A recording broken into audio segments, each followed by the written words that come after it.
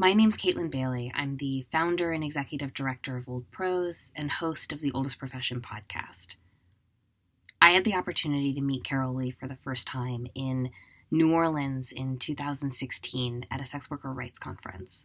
And to meet her in person was really magical. Yes, she's this living legend, but up close, she's this sparkly, open-hearted, warm, and generous person.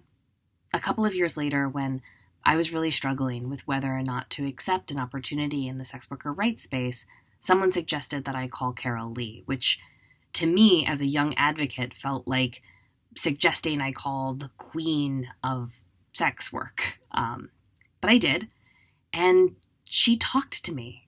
She really talked to me for hours. And at the end of that call, I felt like I had my hero's permission to move forward with this work.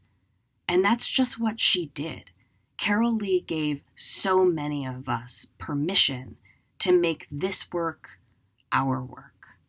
More than just inspiring, she personally mentored and at the end of her life was able to fund the next generation of sex worker rights advocates.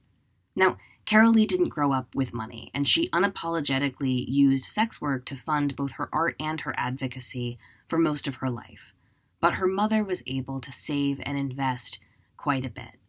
Carol was really close to her mom. They lived together for years, and she passed just a few weeks before Carol did. And when she did, she left Carol an estate that was large enough to fund dozens and dozens of sex worker rights advocates and organizations literally all over the world, which is an incredible parting gift to a movement that she has already given so much to. And that's what Carol Leigh inspires, a kind of relentless generosity. And I know that I am not alone in being someone that Carol Leigh personally inspired to continue to do this work. Thank you, Carol.